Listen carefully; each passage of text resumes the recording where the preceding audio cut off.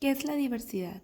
El término de diversidad proviene del latín diversitas y hace referencia a la variedad de cosas diferentes o diversas. Ese término nos permite indicar, marcar o hablar de la variedad y diferencia que pueden presentarse algunas cosas entre sí. También señala la abundancia de cosas distintas que conviven en un contexto en particular. En el contexto de la comunidad, nos vamos a encontrar con diferentes tipos de diversidades, tales como diversidad cultural, sexual, biológica, entre otras. A continuación, hablaremos de ellas.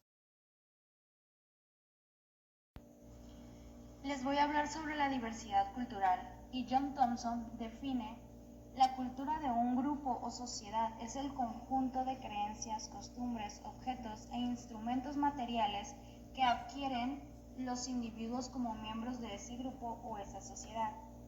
Por lo tanto, la diversidad cultural se refiere a la variedad de culturas que interactúan y conviven en un mismo espacio, que es compartido por un número de personas capaces de reconocerse y diferenciarse una de otras.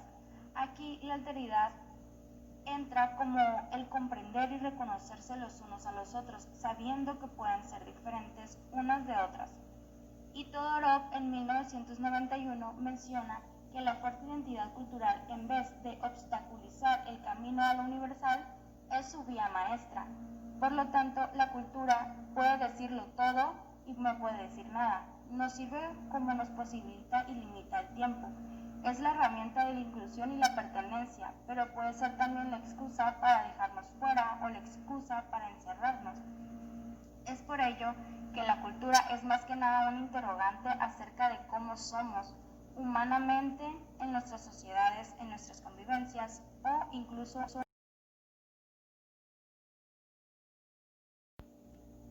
Para entender la diversidad de género, primero hay que saber qué es el género. El género se refiere a los aspectos socialmente atribuidos a una persona, diferenciando lo masculino de lo femenino con base a sus características biológicas. Es decir, qué es lo que espera la sociedad que piense, sienta y actúe alguien por ser hombre o por ser mujer. Por ejemplo, que los hombres no lloran o que a las mujeres les gustan las joyas. Esto nos lleva a otro punto, la identidad de género, que es la forma en que cada persona siente su género. Por eso, puede corresponder o no con el sexo asignado al nacer. Es decir, independientemente que haya nacido hombre o mujer, una persona que nació hombre puede sentir que su identidad de género es femenina o viceversa. ¿Cómo se da la expresión de género?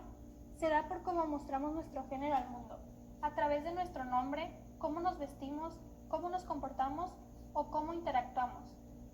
Siendo así, utilizamos el término diversidad de género para referirnos de manera inclusiva a toda la diversidad que existe. La diversidad sexual es un término que se ha ido imponiendo como una manera de mencionar a la población que no se ajusta a las normas dominantes heterosexuales, identidad de género.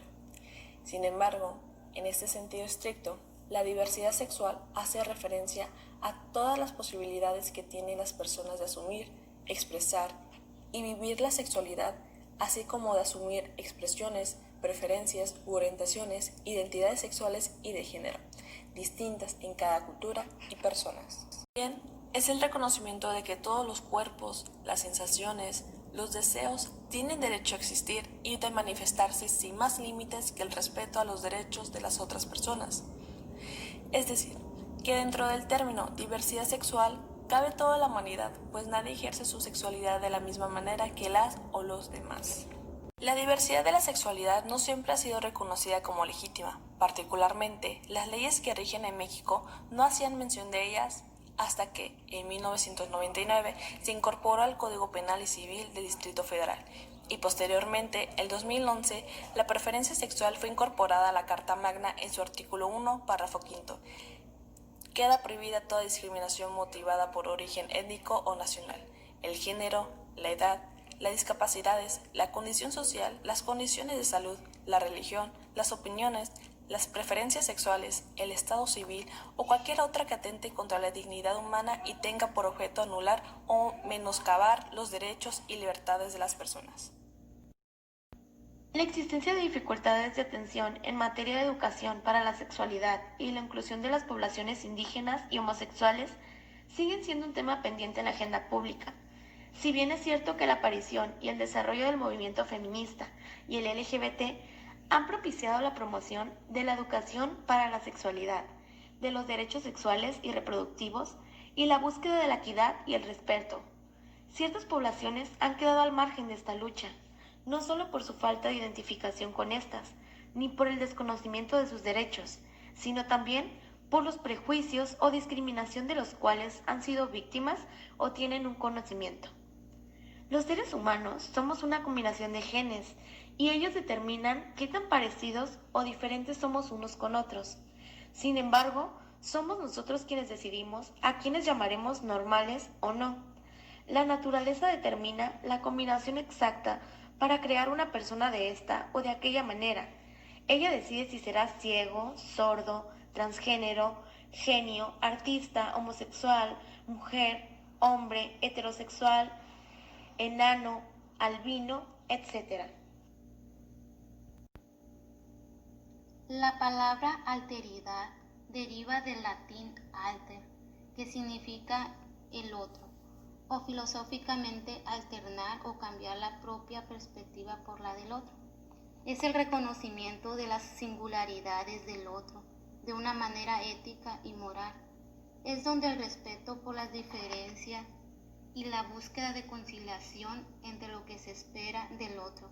La alteridad es el trato con el otro, es decir, mi relación con el otro, igual pero distinta, que incluye la capacidad de reconocerle y responsabilizarse de quién es, de lo que hace o desea, teniendo en cuenta sus creencias, tradiciones, conocimientos, etc. Para esto es necesario un acercamiento que permita el diálogo y la comprensión. La inclusión de la alteridad en los derechos humanos debe constituirse a partir del reconocimiento de los demás en sus particularidades culturales, sociales, religiosas y demás.